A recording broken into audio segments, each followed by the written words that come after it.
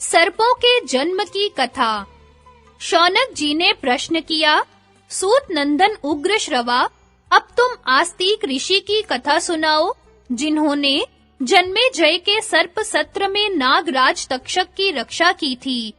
तुम्हारे मुंह की कथा मिठास से भरी और सुंदर होती है। तुम अपने पिता के अनुरूप पुत्र हो, उन्हीं के समान हमें कथा सुनाओ। उग्रश्रवा जी ने कहा, आयुष्मान, मैंने आपके पिता के मुंह से आस्तिक की कथा सुनी है, वही आप लोगों को सुनाता हूँ। सत्ययुग में दक्ष प्रजापति की 2 कन्याएं थीं, कद्रु और विंता। उनका विवाह कश्यप ऋषि से हुआ था। कश्यप अपनी धर्म पत्नियों से प्रसन्न होकर बोले, तुम्हारी जो इच्छा हो वर मांग लो। कद्रु ने कहा, 1000 समान तेजस्वी नाग मेरे पुत्र हों। विंता बोली, तेज, शरीर और बल विक्रम में कद्रु के पुत्रों से श्रेष्ठ केवल 2 ही पुत्र मुझे प्राप्त हों। कश्यप जी ने एवं अस्तु कहा, दोनों प्रसन्न हो गई। सावधानी से गर्भ रक्षा करने की आज्ञा देकर कश्यप जी वन में चले गए। समय आने पर कद्रु ने 1000 और विंता ने 2 अंडे दिए। दासियों से प्रसन्न होकर गरम बर्तनों में उन्हें रख दिया। 500 वर्ष पूरे होने पर कद्रु के तो 1000 पुत्र निकल आए, परंतु विंता के 2 बच्चे नहीं निकले। विंता ने अपने हाथों एक अंडा फोड़ डाला। उस अंडे का शिशु आधे शरीर से तो पुष्ट हो गया था, परंतु उसका नीचे का आधा शरीर अभी कच्चा था। नवजात शिशु ने क्रोधित होकर अपनी माता को शाप दिया, माँ, तूने लोभवश मेरे अधूरे शरीर को ही निकाल लिया है, इसलिए तू अपनी उसी सौत की 500 वर्ष तक दासी रहेगी, जिससे डाह करती है। यदि मेरी तरह तूने दूसरे अंडे को भी फोड़कर उसके बालक को अंगहीन या विकृतांग न किया, तो वही तुझे इस शाप से मुक्त करेगा। यदि तेरी ऐसी इच्छा है कि तेरा दूसरा बालक बलवान हो, तो धैर्य के साथ 500 वर्ष तक और प्रतीक्षा कर। इस प्रकार शाप देकर वह बालक आकाश में उड़ गया और सूर्य का सारथी बना। प्रातःकालीन लालिमा उसी की झलक है। उस बालक का नाम अरुण हुआ। एक बार कद्रु और विंता दोनों बहनें एक साथ ही घूम रही थी और उन्हें पास ही उच्च श्रवा नाम का घोड़ा दिखाई दिया। यह अश्वरत्न अमृत मंथन के समय उत्पन्न हुआ था और समस्त अश्वों में श्रेष्ठ, बलवान, विजयी, सुंदर, अजर, दिव्य एवं सब शुभ लक्षणों से युक्त था। उसे देखकर वे दोनों आपस में उसका वर्णन करने लगी। शौनक जी ने पूछा, सूत नंदन, देवताओं ने अमृत मंथन किस स्थान पर और क्यों किया था?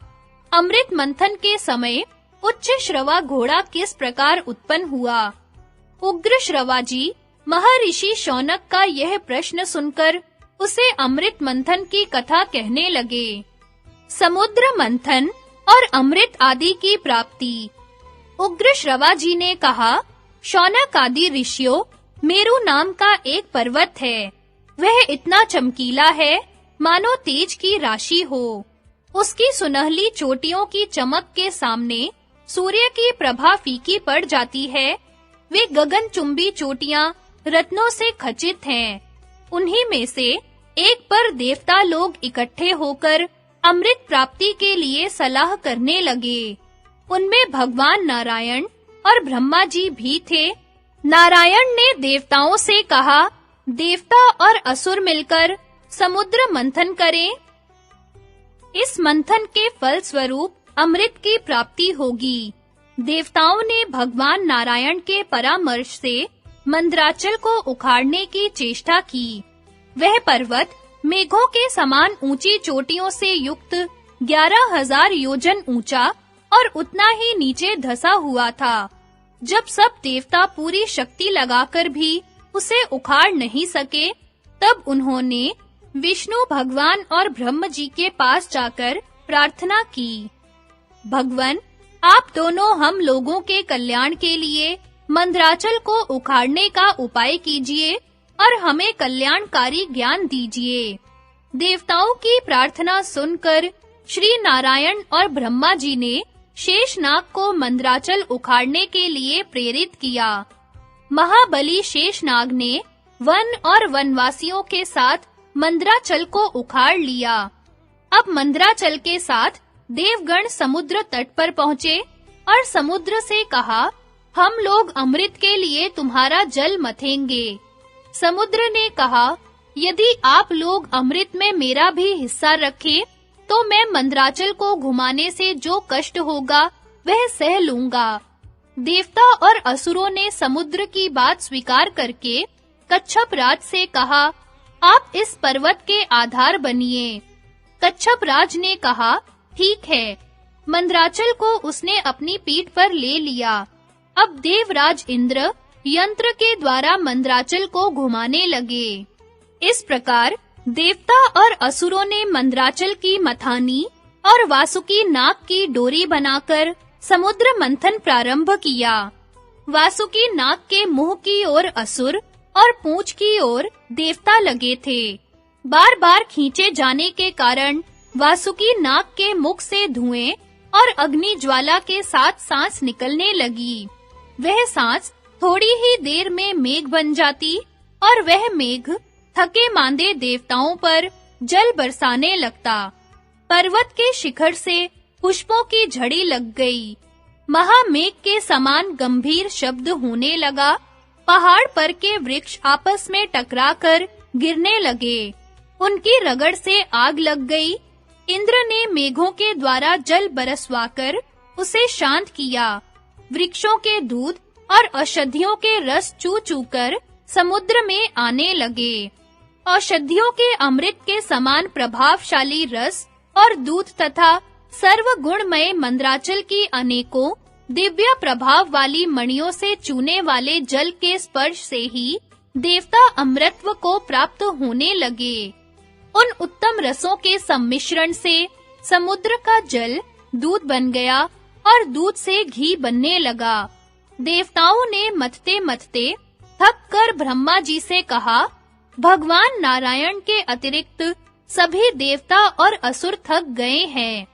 समुद्र मथते-मथते इतना समय बीत गया है, परंतु अब तक अमृत नहीं निकला।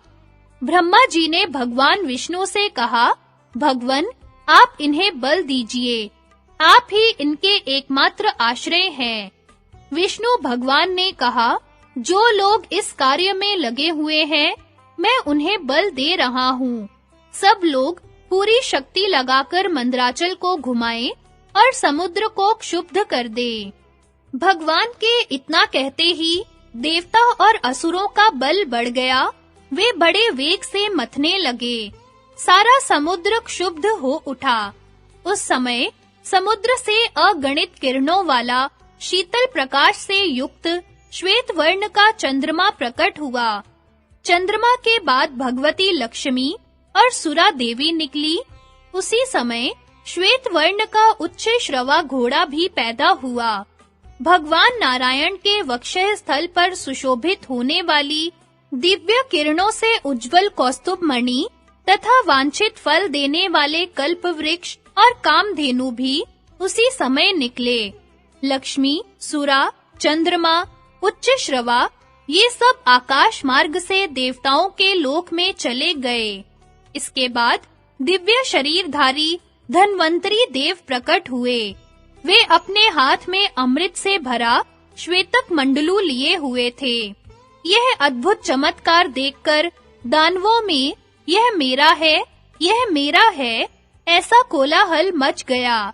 तदनंतर 4 श्वेत दांतों से युक्त विशाल ऐरावत हाथी निकला। उसे इंद्र ने ले लिया। जब समुद्र का बहुत मंथन किया गया, तब उसमें से कालकूट विष निकला। उसकी गंध से ही लोगों की चेतना जाती रही। ब्रह्मा की प्रार्थना से भगवान शंकर ने उसे अपने कंठ में धारण कर लिया। तभी से वे नीलकंठ नाम से प्रसिद्ध हुए। यह सब देखकर दानवों की आशा टूट गई। अमृत और लक्ष्मी के लिए उनमें बड़ा वैर विरोध और फूट हो गई। उसी समय भगवान विष्णु मोहिनी स्त्री का वेश धारण करके दानवों के पास आए। मूर्खों ने उनकी माया न जानकर मोहिनी रूपधारी भगवान को अमृत का पात्र दे दिया। उस समय वे सभी मोहिनी के रूप पर लट्टू हो रहे थे। इस प्रकार विष्णु भगवान ने मोहिनी रूप धारण करके दैत्य और दानवों से अमृत छीन लिया और देवताओं ने उनके पास जाकर उसे पी लिया। उसी समय राहु दानव भी देवताओं का रूप धारण करके अमृत पीने लगा। अभी अमृत उसके कंठ तक पहुंचा ही था कि चंद्रमा और सूर्य ने उसका भेद बतला दिया। भगवान विष्णु ने तुरंत ही अपने चक्र से उसका सिर काट डाला। राहु का पर्वत शिखर के समान सिर आकाश में उड़कर गरजने लगा और उसका धड़ पृथ्वी पर गिरकर सबको कंपाता हुआ तड़फड़ाने लगा। तभी से राहु के साथ चंद्रमा और सूर्य का वैमनस्य स्थायी हो गया। विष्णु भगवान ने अमृत पिलाने के बाद अपना मोहिनी रूप त्याग दिया और वे तरह-तरह के भयावने अस्त्र शस्त्रों से असुरों को डराने लगे। बस खारे समुद्र के तट पर देवता और असुरों का भयंकर संग्राम छिड़ गया। भांति-भांति के अस्त्र शस्त्र बरसने लगे। भगवान के चक्र से कट-कुट कर कोई-कोई असुर खून उगलने लगा, तो कोई-कोई देवताओं के खड्ग, शक्ति और गदा से घायल होकर धरती पर लौटने लगे। चारों ओर से यही आवाज सुनाई पड़ती कि मारो, काटो, दौड़ो, गिरा दो, पीछा करो। इस प्रकार भयंकर युद्ध हो ही रहा था कि विष्णु भगवान के दो रूप नर और नारायण युद्ध भूमि में दिखाई पड़े। नर का दिव्य धनुष देखकर नारायण ने अपने चक्र का स्मरण किया और उसी समय सूर्य के समान तेजस्वी गोलाकार चक्र आकाश मार्ग से वहां उपस्थित हुआ। भगवान नारायण के चलने पर चक्र शत्रु दल में घूम-घूम कर काल अग्नि के समान सहस्त्र असुरों का संहार करने लगा। असुर भी आकाश में उड़-उड़ कर पर्वतों की वर्षा से देवताओं को घायल करते रहे। उस समय देव शिरोमणि नर ने बाणों के द्वारा पर्वतों की चोटियां काट-काट कर उन्हें आकाश में बिछा दिया और सुदर्शन चक्र घास-फूस की तरह दैत्यों को काटने लगा। इससे भयभीत होकर असुर गण पृथ्वी और समुद्र में छिप गए। देवताओं की जीत हुई। मंदराचल को सम्मान पूर्वक यथास्थान पहुंचा दिया गया। सभी अपने-अपने स्थान पर गए। देवता और इंद्र ने बड़े आनंद से सुरक्षित रखने के लिए भगवान नर को अमृत दे दिया। यही समुद्र मंथन की कथा है।